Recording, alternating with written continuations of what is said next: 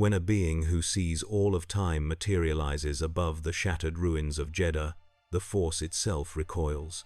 The rebellion sends diplomats hoping for salvation. The Empire dispatches Darth Vader to claim a weapon. But John Osterman perceives every future simultaneously, watching destinies collapse and branch with each passing moment. He can reshape matter with a thought and survive the void of space. Yet when Vader ignites his crimson blade and demands submission, John shows him something more devastating than power. He reveals every choice the Dark Lord has made and every path he might still take. In a galaxy where light and darkness wage eternal war, what happens when a god arrives who exists beyond both and refuses to intervene? The ruins of Jeddah hung in the void like a shattered prayer, once a holy moon where pilgrims crossed deserts to touch Kaaba and feel the Force hum beneath stone. It now drifted in fragments, its atmosphere bleeding into space. The Death Star had carved a wound through its crust, leaving behind only silence and the slow tumble of debris. Dust clouds spread across the orbit, glittering with the pulverized remnants of temples older than the Republic itself. And in that silence, something impossible happened. A figure appeared above the wreckage, naked and blue, his skin luminous with a light that had no source. He stood on nothing, breathing vacuum as though it were air, and gazed down at the broken moon with eyes that saw not just what was, but what had been and what would be. John Osterman had arrived in a galaxy far from his own, and the Force, ancient and watchful, took notice. He perceived the universe as a lattice of probabilities, threads of cause and consequence woven through every atom. Here, that lattice shimmered with something else, a binding current that flowed through life and death, connecting all things in patterns he had never encountered. It was not quantum mechanics. It was not physics as he understood them. It was something older, something that defied his comprehension, yet sang to him in frequencies he could almost translate. He reached out, not with hands but with awareness, and touched the field. It responded. Kyber shards buried in the debris began to glow, pulsing in rhythm with his thoughts. He felt echoes, memories imprinted in the crystals themselves, visions of Jedi meditating in candlelit chambers, of children singing hymns to the Force, of a weapon descending from the stars. He saw the destruction as it had unfolded, frame by frame, a million lives extinguished in an instant, and he felt nothing. Or rather, he felt everything, but it was distant, like watching a tragedy through glass. The Kyber sang to him in voices that were not voices, a chorus of the dead and the yet-to-be-born. He saw a guardian of the wills kneeling in prayer as the laser struck, saw a mother clutching her child as the ground turned to fire, saw a smuggler trying to outrun the shockwave and failing. All of it, layered, simultaneous, eternal. John closed his eyes and felt the weight of their endings pressing against his consciousness. In his own universe, he had walked away from humanity because their suffering had become white noise, a constant he could observe but not change. Here, the suffering had texture, had meaning woven into the fabric of reality itself. The Force remembered every death. It carried them forward, echoes that would ripple through generations. He opened his eyes and looked at his hands, the blue light steady and cold. He wondered if the Force would remember him, or if he was too alien, too other, to leave a mark. Far below, on the surface of a nearby asteroid cluster, a rebel listening post registered an anomaly. Energy signatures spiked where none should exist, a distortion in the fabric of space that made sensor arrays scream. The officer on duty, a Duros named Kess, stared at the readings and felt his throat tighten. He keyed the comm and relayed the data to the fleet. Within minutes, Mon Mothma stood in the command center of the cruiser Redemption, studying the impossible readings with a stillness that belied her alarm. She had seen many things in her years fighting the Empire, but this was unprecedented. A humanoid figure, radiating energy equivalent to a small star, hovering in open space without life support, no ship, no tether, just presence. She turned to the man beside her, General Jan Dodonna, his weathered face etched with the kind of patience that came from surviving decades of war. He studied the data, his fingers drumming against the edge of the console. "If the Empire discovers this before we do," he said quietly, "they will turn it into a weapon, or die trying." Mon Mothma nodded. She gestured to the communications officer. "Dispatch a diplomatic shuttle. No weapons, minimal crew. I want first contact established before the Imperials even know he exists." Dodonna raised an eyebrow. "You assume he's a he. You assume he's sentient." She met his gaze. "I assume the Force brought him here for a reason, and I assume we have very little time." The shuttle broke from the rebel fleet an hour later, a small, unassuming vessel painted in neutral gray, its transponder broadcasting peace in a dozen languages. At the helm sat Commander Vader Sen, a diplomat who had negotiated ceasefires on Ryloth and brokered alliances with Mandalorian clans. Beside her, a protocol droid named K9PO rattled off linguistic algorithms, preparing for contact with an entity that might not even perceive sound. Vera kept her hands steady on the controls, guiding the shuttle through the debris field, weaving past chunks of temple stone and shattered statues. She saw him through the viewport, a figure suspended against the stars, glowing with soft blue light. He was humanoid, but wrong, his proportions too perfect, his stillness too absolute. He did not move as the shuttle approached. He simply watched. She opened a channel, her voice, calm despite the adrenaline singing in her veins. "Unknown entity. This is Commander Vader Sen of the Alliance to restore the Republic. We mean you no harm. We seek only to understand your presence here and offer assistance if needed." Silence. The figure did not respond. K9PO tilted his photoreceptors. "Commander, there is no indication that he possesses auditory receptors or communication technology. He may not perceive language as we do." Vera frowned. She tried again, this time cycling through frequency bands, broadcasting the message in light pulses, radio waves, even gravitational fluctuations. Still nothing. The figure turned his head, slowly, and looked directly at her. She felt the weight of that gaze, a pressure that made her chest tighten. And then, impossibly, she heard a voice. Not through the calm, not through the air. It resonated inside her mind, calm and detached, as though reading from a script written long ago. "I am not here by choice," the voice said. "I was displaced. I do not belong in this continuum." Vera blinked, her pulse quickening. "Can you tell us where you came from? How you arrived?" A pause. The figure's expression did not change. "I came from a place where atoms obeyed simpler rules. Here, there is something else. A field that binds matter to consciousness. I can see it, I can manipulate it, but I do not understand it." Vera exchanged a glance with K9PO. She chose her words carefully. "What you describe sounds like the Force. It is the foundation of our galaxy, the energy that flows through all living things. Are you able to feel it?" The figure looked past her, toward the ruins of Jeddah. "I perceive it as probability waves collapsing into certainty. Life generates coherence in the field. Death creates voids. Your moon was rich with it. Now it is hollow." His voice carried no grief. "I witnessed its destruction. I can see the moment it occurred, layered over the present. Time is not linear for me." Vera felt a chill crawl down her spine. "If you can see across time, then you know the war we fight. You know the suffering the Empire has caused." The figure turned back to her. "I know every choice that has been made, every choice that will be made. I see the Death Star firing. I see your fleets burning. I see a man in black standing over a body, screaming. I see a boy igniting a blade of light. It is all simultaneous."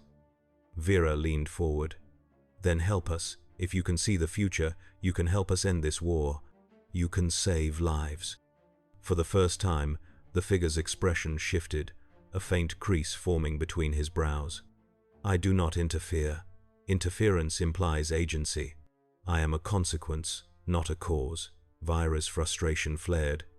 "You're here. That's interference enough." Before the figure could respond, the sensors screamed. K-9PO's voice crackled with alarm. Imperial signature detected. Star Destroyer, Executor class, emerging from hyperspace. Vera's blood turned to ice. She looked through the viewport and saw the wedge of steel materializing against the stars, its surface bristling with turbo-laser batteries. The Executor, Vader's flagship, and behind it, a fleet of smaller destroyers, their hulls painted black, their engines flaring crimson. The Empire had found him. The figure turned toward the fleet, his gaze distant. "I see him," he said quietly. "The man in black. He is coming." Vera grabbed the controls, keying the engines. "We need to leave, now." But the figure did not move. He simply waited, watching the ships descend like vultures. Aboard the Executor, Darth Vader stood on the bridge, his breathing a rhythmic hiss in the silence. Before him, the viewports framed the ruins of Jedi and the glowing figure suspended above them. He had felt the disturbance in the Force hours ago, a ripple that tore through the fabric of the galaxy like a blade through silk. It was not Jedi. It was not Sith. It was something else, something that made the Force recoil and surge in equal measure. He had ordered the fleet to full speed, ignoring protests from Admiral Piet, driven by an instinct he could not name. Now, standing before the anomaly, he felt the dark side coil around him like a serpent, wary and hungry. "Bring me closer," he commanded. Piet hesitated. "My lord, the energy readings are off the scale. We do not know what it is capable of." Vader turned his mask toward the Admiral, and Piet went silent. "Closer." The Executor advanced, its shadow falling over the debris field. Vader descended to the hangar, boarding a shuttle flanked by stormtroopers and a pair of royal guards. The craft launched, cutting through the wreckage toward the figure. Vader stood at the viewport, his fists clenched, the Force churning around him. He could feel the entity now, a presence that defied categorization. It was not alive, yet it was not dead. It existed in all moments, all possibilities, a singularity wrapped in flesh. And it saw him. He knew it saw him. The shuttle slowed, holding position 100 meters from the figure. Vader opened the hatch, stepping out onto the void. The Force sustained him, creating a pocket of atmosphere, his cape billowing in the absence of wind. He ignited his lightsaber, the crimson blade casting harsh light across his mask. "You do not belong here," Vader said, his voice amplified by the Force. "Identify yourself." The figure regarded him with the same detachment he had shown the rebel diplomat. "I am John Osterman. I was a man. I became something else. And now I am here, though I do not know why." Vader took a step forward, the Force swirling around him. "You radiate power. The Emperor will want you. Surrender, and you will be spared." John tilted his head. "Spared from what? Death? I cannot die. I exist across all points in time. This conversation is already over. I see you killing me. I see me killing you. I see us standing here forever." Vader's grip tightened on his saber. "Then you see your fate." John's expression did not change. "I see all fates. Yours is one of the saddest." The words hung in the void. Vader felt something twist inside him, a flicker of rage and something deeper, something he had buried beneath armor and pain. "You know nothing of me." John raised a hand, and the space between them rippled. Vader's vision shattered, fragmenting into overlapping images. He saw himself as a boy, running through the streets of Mos Espa, his mother's voice calling after him. He saw himself kneeling before Palpatine, the yellow eyes burning into his soul. He saw Padme falling, her hand reaching for him, her lips forming a name he could not bear to hear. He saw Luke, standing on a bridge of light, offering forgiveness.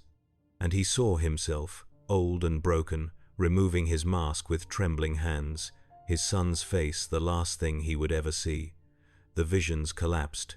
Vader staggered, his breath ragged, the Force roaring in his ears. He looked up at John, and for the first time in years, he felt fear. What are you? Jon lowered his hand. I am the man who sees what you were and what you could be. You are Anakin Skywalker. You are Darth Vader. You are both and neither. The choice is yours, but I see every outcome. In most, you die alone. Vader's rage exploded. He lunged, the Force propelling him forward, his saber carving a red arc through the void. Jon did not move. The blade passed through him, the plasma dissipating against his skin as though striking water. Vader struck again, and again, each blow precise and lethal, each one meaningless. Jon reached out, his fingers brushing Vader's chestplate, and the Dark Lord felt his circuits stutter, his life support faltering. Pain lanced through him, the old wounds screaming. He gasped, pulling back, the Force barely holding him together. Jon watched him with something that might have been pity. You are held together by machines and hatred. I can see the systems failing, the tissue dying.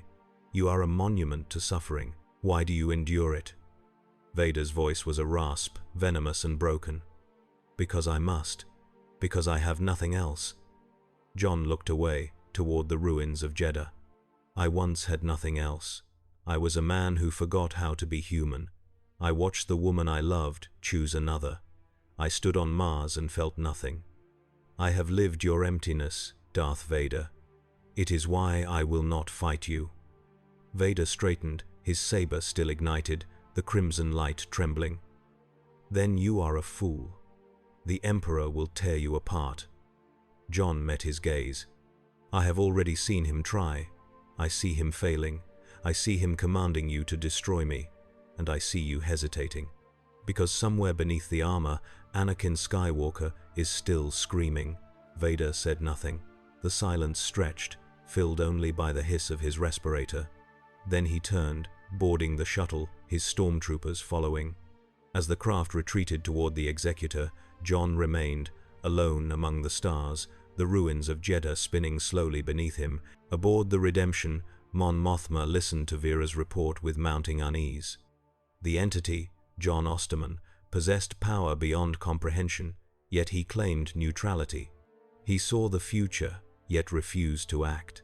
And Vader had confronted him and retreated, a retreat that spoke of fear or strategy, neither of which boded well. She dismissed Vera and summoned Dodonna. We cannot allow the Empire to control him, she said, her voice low. And we cannot trust him to remain neutral. If he truly sees all futures, he knows which side will win. His inaction is a choice. Dodonna nodded slowly. Then we force his hand, we bring the war to him, make him choose. Mon Mothma's expression hardened. Assemble a strike team, Jedi, if we have any left. Someone who understands the Force. If Osterman perceives it as you say, perhaps a Force sensitive can reach him where diplomacy cannot. Deep in the lower decks of the Redemption, a woman sat in meditation, her legs crossed, her breathing slow. Her name was Arden Fey, a former Jedi Padawan who had survived Order 66 by fleeing to the Outer Rim, abandoning her lightsaber and her name. She had joined the rebellion not out of hope, but out of necessity, a way to make her survival mean something. Now, as she meditated, she felt the Force ripple, a disturbance so profound it made her gasp. She opened her eyes, her heart pounding. Something had entered the galaxy, something that did not belong. She rose, pulling on her coat, and made her way to the command center. Mon Mothma met her at the door. Arden, I need you to do something impossible. Arden's jaw tightened. I stopped doing impossible things when the Jedi fell. Mon Mothma held her gaze. This is different. There is a being, a man, who claims to see all of time. Vader confronted him and retreated. I need you to reach him before the Empire does something irreversible. Arden closed her eyes, reaching out through the Force. She felt Jon's presence immediately, a void and a star, a singularity that bent the currents around it. The Force did not flow through him. It flowed around him, repelled and drawn in equal measure. She shuddered. He is not of this galaxy. The Force does not know what to do with him. Mon Mothma's voice was urgent. Can you speak to him? Can you make him understand what is at stake? Arden opened her eyes. I can try. She boarded a modified X-Wing, the cockpit retrofitted for long-range travel, the astromech droid R4 chirping nervously behind her. She punched in the coordinates for Jedda's orbit and jumped to hyperspace, the stars stretching into lines of light. She emerged hours later, the wreckage of Jeddah filling her viewport. John stood where he had before, unchanged, eternal. Arden felt her pulse quicken as she approached, the Force singing a warning in her bones. She opened a channel. John Osterman. My name is Arden Fay. I was once a Jedi. I would like to speak with you. For a moment, there was no response. Then John turned, his gaze finding her across the void. You are different from the others. You carry the field within you, not just around you. You are a node of coherence. Arden swallowed. The Force is not a field. It is alive. It binds us, guides us, connects us, and it brought you here for a reason. John's expression flickered. I do not believe in reasons. I believe in cause and effect. I was displaced by an experiment. I arrived here. That is all. Arden's voice softened. If that were true, you would have left by now. But you are still here, watching, waiting. Why? John looked down at his hands, the blue light pulsing faintly. Because I see something I do not understand. The field responds to intention, to emotion, to choice. In my universe, choice is an illusion. Everything is predetermined by quantum states. Here, choice matters. I see futures branching, collapsing, rewriting themselves. It is chaotic, and I do not know if I should interfere. Arden guided her X-Wing closer until she was near, enough to see the lines of his face, the distant sadness in his eyes. You are afraid, she said quietly. Afraid that if you act, you will become like the Empire, like the Sith, imposing your will on the galaxy. John met her gaze. I have ended wars by annihilating armies. I have remade matter with a thought. I have done terrible things in the name of peace, and it solved nothing. Why would this be different? Arden felt a pang of recognition. She had asked herself the same question after Order 66, because this is not your war to win, it is ours. But you can help us. You can give us a chance. John shook his head slowly. I see the Death Star destroying Alderaan. I see the Emperor torturing your allies. I see Vader cutting down children. I see all of it, and I see that no matter what I do, suffering continues. The galaxy is built on conflict, light and dark, eternally opposed. I cannot change that. Arden's voice sharpened. You are right. You cannot change the nature of the Force, but you can change the outcome of this war. You can save lives. Isn't that worth something? John's gaze drifted to the ruins below. I watched my world destroy itself over ideology.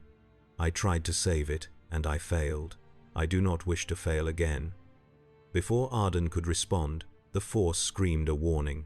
She looked up and saw the sky darken, a massive shadow blotting out the stars. The Executor had returned, and with it, the full might of Vader's fleet. Turbo lasers lit the void, green bolts streaking toward John and Arden's X-Wing. She yanked the controls, diving toward the debris field, the droid shrieking as explosions bloomed around them. John did not move. The turbo laser fire struck him, and he absorbed it, the energy dissipating across his skin like rain. He raised a hand, and one of the Star Destroyers shuddered, its hull crumpling inward as though crushed by an invisible fist. Alarms wailed across the Imperial fleet. Vader stood on the bridge of the Executor, watching the destruction with cold satisfaction. He can be harmed, Vader said. Focus all fire on the entity. Do not stop until he is dust. The fleet opened fire, a storm of plasma and particle beams converging on John. He stood at the center of the maelstrom, his body flickering, fragmenting, reforming. Arden watched from the cover of a massive temple fragment, her heart pounding. She reached out through the Force, trying to sense John's intent. What she felt was not rage or fear, it was resignation. He was allowing himself to be attacked, testing his limits, observing the outcome. And she realized with horror that he was considering whether to retaliate. If he did, if he unleashed his full power, the fleet would be annihilated. And the rebellion, watching from the edges of the system, would witness a massacre that would redefine the war. She keyed her comm. "John, stop. If you destroy them, you become what you fear. You become the weapon they want you to be." John's voice echoed in her mind, calm and distant. "I have already seen this. I destroy the fleet. Vader survives. The Emperor sends more ships. The cycle continues. Or I do nothing, and the Empire claims me, dissects me, uses me to annihilate your rebellion. There is no path without death." Arden's voice cracked. "Then choose the path with the least death, please." John looked at her, across the void and the fire, and something in his expression shifted. He raised both hands, and the turbo laser fire stopped, the beams freezing in mid-air, suspended in time. The executor groaned, its engines stuttering. Vader felt the force convulse, a pressure so immense it drove him to his knees. Around him, officers collapsed, gasping for air. John's voice filled the bridge, resonating in every mind. "I will not be your weapon. I will not be your savior. I am leaving." He vanished. One moment he was there, radiant and impossible, and the next he was gone, the frozen turbo laser beams dissipating into vapor. The fleet hung in stunned silence. Vader rose slowly, his breathing labored, his rage a white-hot core. He turned to Piet. "Find him, use every resource. He cannot have gone far." But even as he spoke, he knew the truth. John Osterman had not fled. He had simply stepped out of time, into a place where Vader could not follow. And in the wake of his departure, the Force rippled, carrying whispers of a presence that would return. When the galaxy least expected it, Arden returned to the redemption, her hands still shaking. She reported to Mon Mothma, recounting John's words, his refusal to intervene. Mon Mothma listened in silence, her expression grave. "Then we are on our own," she said quietly. "As we have always been." Arden nodded. But as she turned to leave, she felt a pulse in the Force, a vision that made her stop. She saw John standing on a world of red sand, watching twin suns set. She saw him reaching out, touching the field, learning its rhythms, and she saw him turning, as though hearing a call he could not ignore. She did not know when he would return, or why, but she knew, with a certainty that defied logic, that the story of John Osterman and the Force was not over. It had only just begun. Weeks passed. The war ground on, the rebellion striking at Imperial supply lines, the Empire tightening its grip on the core worlds. Vader returned to Coruscant, standing before the Emperor in the throne room, the city sprawling below them. Palpatine's yellow eyes gleamed with hunger. "Tell me of this entity," he rasped. Vader knelt, his voice steady despite the doubt gnawing at him. "He is beyond our comprehension, my master. He sees all of time, commands matter itself. He could have destroyed the fleet, but he chose not to. He left." Palpatine leaned forward. "Then he is weak.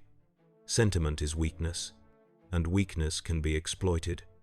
Vader said nothing.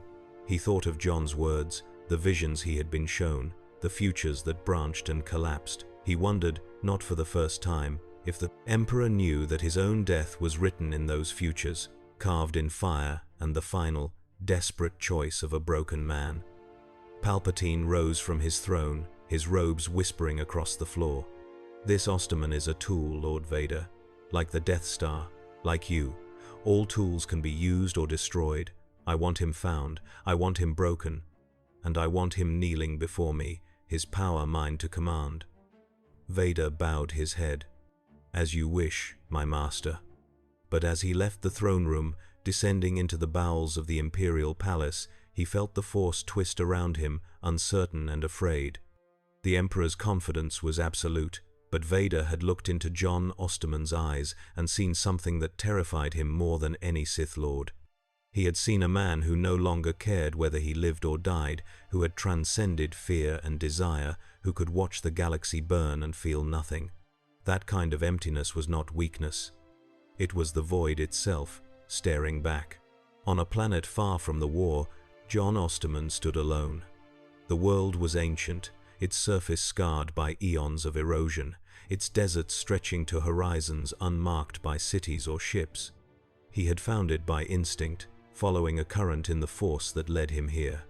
He knelt, pressing his hand to the sand, and felt the field respond, the grains rearranging into patterns that mirrored the stars. He closed his eyes and reached deeper, past the surface, into the mantle, the core, the very fabric of the planet. And there, buried beneath miles of stone, he found it. A kyber crystal, massive and ancient, its structure resonating with the force in harmonics he could almost translate. He opened his eyes, and the crystal rose, tearing through the crust, ascending into the sky. It hung before him, glowing with soft blue light, the same blue as his skin. He touched it, and the force surged, flooding his awareness with visions. He saw the Jedi at their height, 10,000 strong, their blades a constellation of light.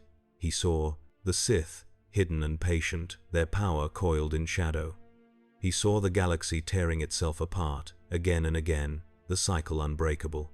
And he saw a boy, standing on a desert world, staring at twin suns, dreaming of something more. The visions faded. John held the crystal, feeling its weight, its purpose. It was a focus, a lens through which the force could be channeled. And for the first time since arriving in this galaxy, he understood. The force was not random, it was not chaotic. It was a story, told across millennia, each generation adding their verse.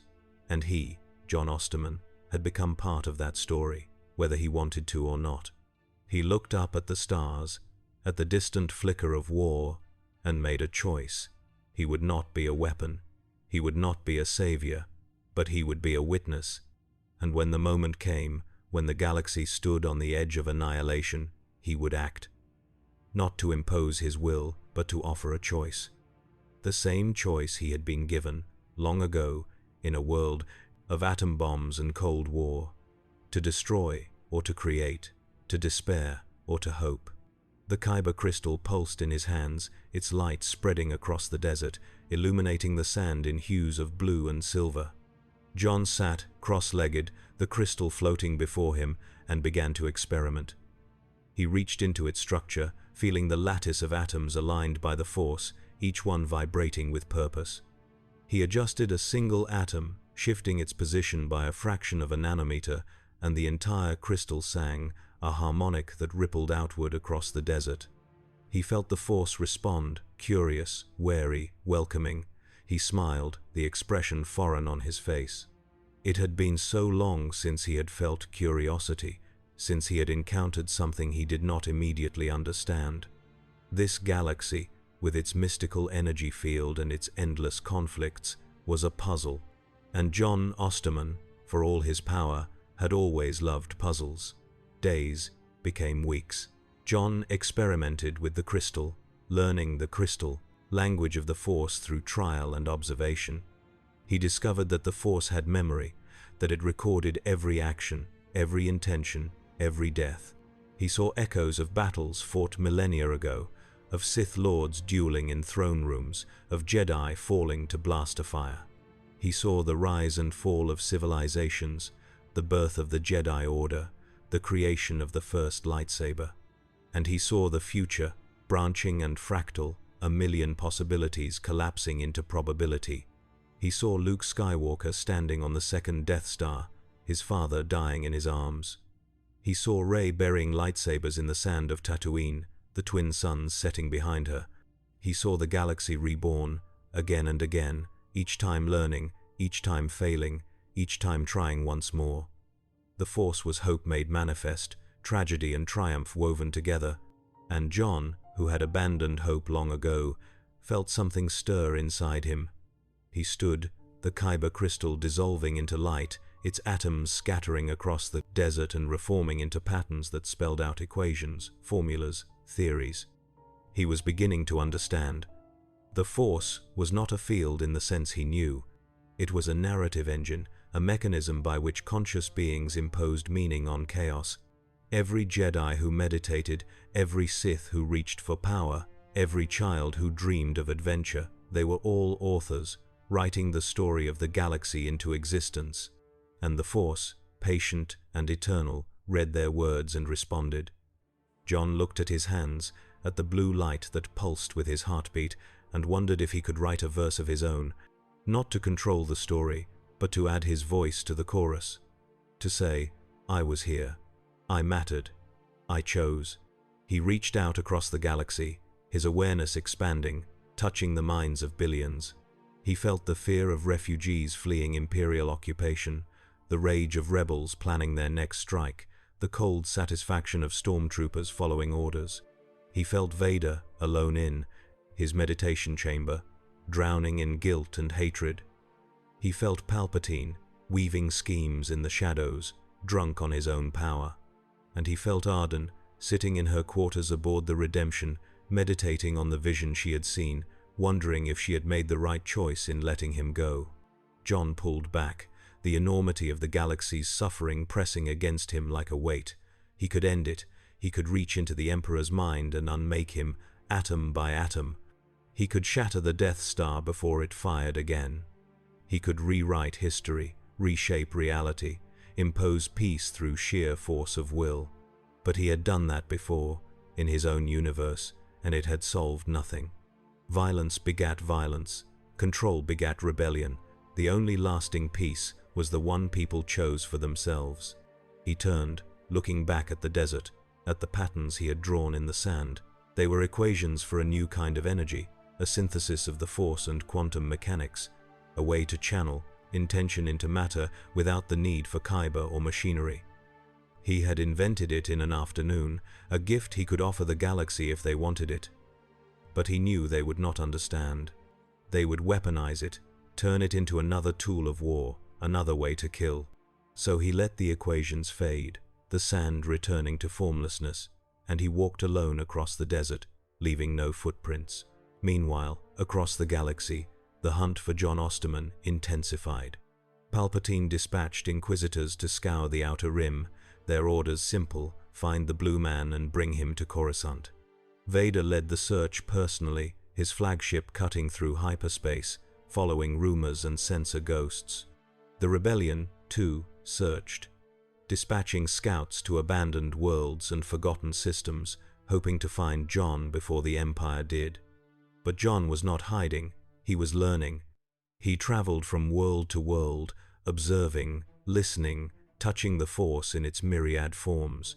He visited Dagobah, standing in the swamps where Yoda would one day train Luke, feeling the dark side cave pulsing beneath the surface. He visited Mortis, the realm of the Force itself, though he could not enter, the ones having long since passed into legend. He visited Malachor, walking among the ruins of the Sith temple, the petrified corpses of Jedi still frozen in their final moments. And everywhere he went, the Force whispered to him, telling him secrets, showing him futures, begging him to act. On a nameless moon orbiting a dying star, John encountered a group of Force-sensitive refugees, former students of a Jedi academy destroyed during the Clone Wars. They lived in hiding, practicing their abilities in secret, terrified of the Inquisitors who hunted them.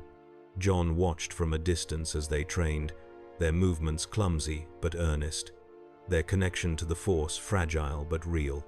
One of them, a young Twi'lek woman named Sarah, sensed his presence and turned, her eyes widening. She ignited a lightsaber, its blade green and flickering, the crystal damaged. "Who are you?" she demanded, her voice shaking. John stepped into the light, and the refugees gasped, backing away. "I mean you no harm," John said, his voice gentle. "I am a traveler. I am learning about the Force." Sarah lowered her blade, though her grip remained tight. "You are not of this galaxy. I can feel it. The Force does not recognize you." John nodded. "That is true. I am from elsewhere. But I wish to understand. Perhaps you can teach me." Sarah laughed bitterly. "Teach you? We are barely surviving. The Empire hunts us. The Inquisitors kill us one by one. What could we possibly teach someone like you?" Jon looked at her, at the fear and defiance in her eyes, and he felt something he had not felt in years. Respect. "You can teach me why you fight," he said. "Why you endure when the odds are against you. Why you believe the Force will save you when it has allowed so much suffering." Sarah's expression softened. She deactivated her lightsaber and gestured to the ruins around them. "Because we have to. Because if we give up, if we surrender, then the Empire wins. And we cannot let that happen. Not while we still draw breath." Jon sat with the refugees that night, listening to their stories. He heard about the Clone Wars, about the Jedi who had fought and died to protect the Republic. He heard about Order 66, the betrayal that had shattered the Order and left the survivors scattered and broken. He heard about the Empire's rise, about the Death Star, about the Rebellion's desperate struggle to restore freedom to the galaxy. And he heard about hope, the fragile, stubborn belief that things could get better, that the galaxy was worth fighting for. By the time the twin moons rose, casting silver light across the ruins, Jon understood something he had not grasped before. The Force was not just a field or a narrative engine, it was faith. Faith that actions mattered, that choices had consequences, that even in the darkest times, light could endure. And faith, he realized, was the one thing he had lost and the one thing this galaxy still possessed. He stood, preparing to leave, when Sarah approached him. "Will you help us?" she asked. "Will you fight the Empire?" Jon looked at her, at the hope in her eyes, and felt the weight of futures pressing against him. He saw Sarah dying, cut down by an Inquisitor on a forgotten world.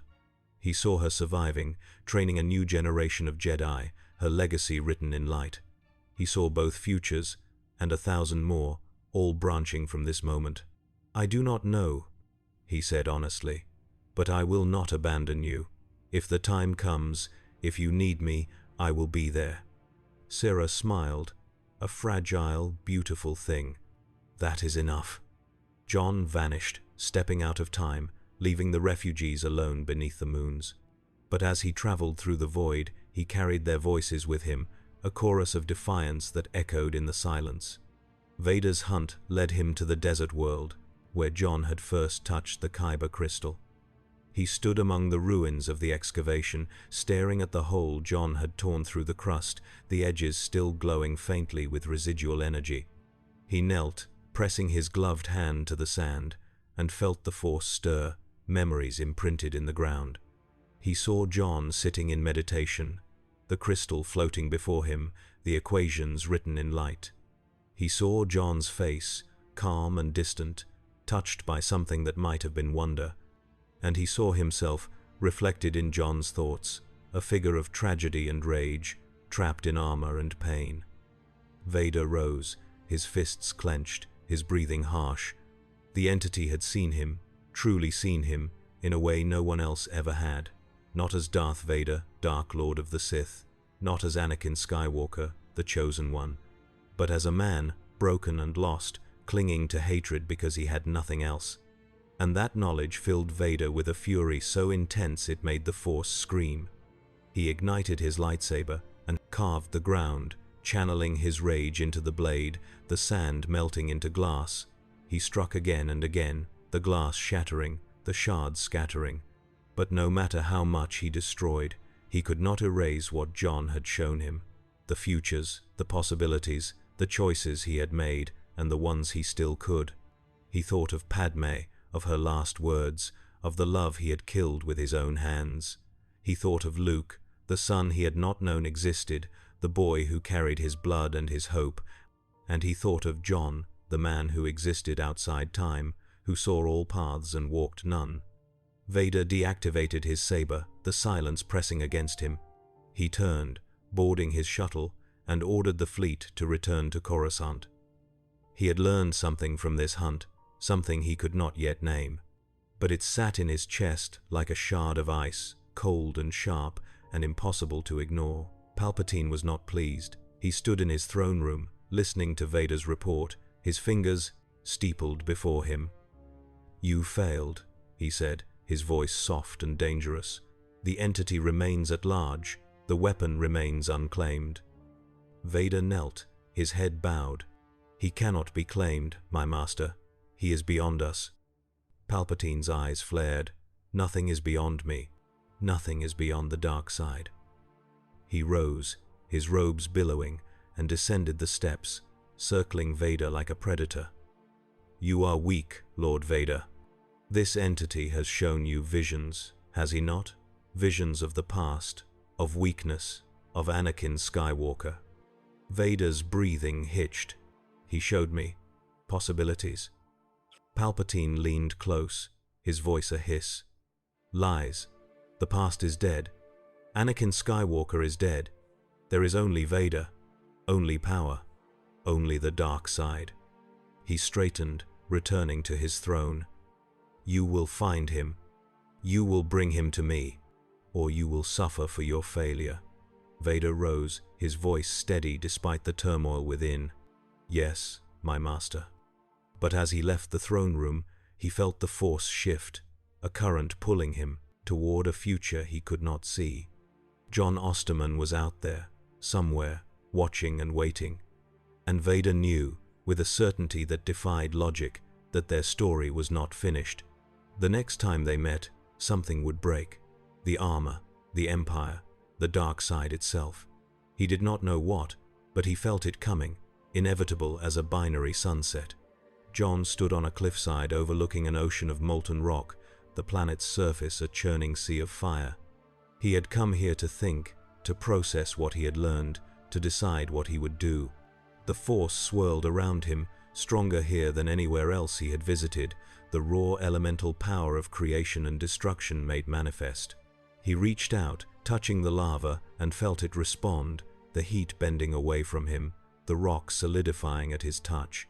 He sculpted it, shaping it into forms, towers and statues and symbols, a city of stone rising from the fire.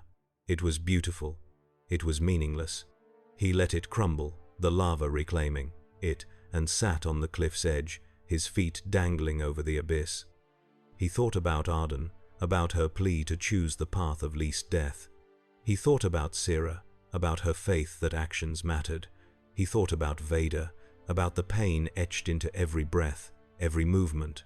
And he thought about himself, about the man he had been before the accident, before the transformation. John Osterman, physicist, lover, human. He had lost that man in the intrinsic field, scattered across atoms and reassembled into something greater and lesser. He had gained the power of a god and lost the capacity for joy. And now, in this galaxy, he was being asked to care again, to act again, to believe again. The question was, could he, or had he traveled too far from humanity to ever return? He stood, looking at the sky, at the stars burning above the fire. He reached out, not with his hands but with his mind, and touched the Force one more time. He asked it a question, silent and desperate. "Why did you bring me here? What do you want from me?" The Force did not answer in words. It answered in visions.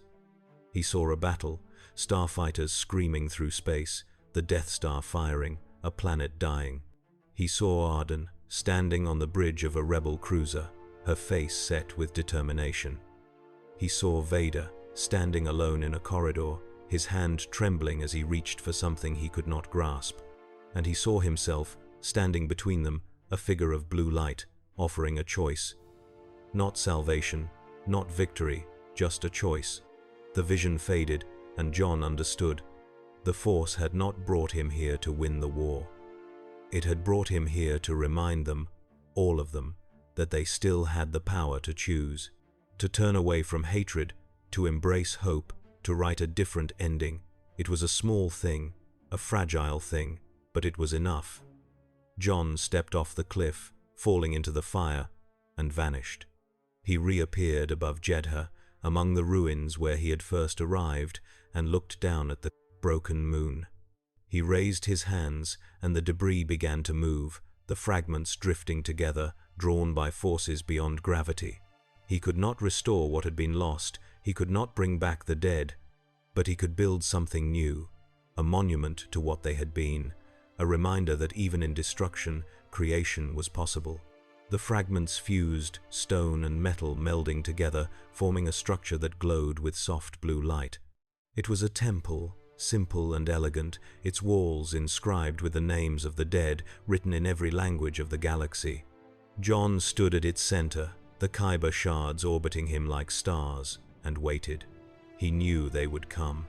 Rebels and Imperials, Jedi and Sith, all of them drawn by the disturbance in the Force, by the impossible temple rising from the ruins. And when they arrived, he would be ready, not to fight, but to speak, to offer them the choice he had made, the choice to believe that the future was not written, that hope was not a lie, that the galaxy was worth saving. It was a small thing, a fragile thing, but it was enough. And so John Osterman, the man who had become a god, stood alone among the stars and waited for the future to arrive.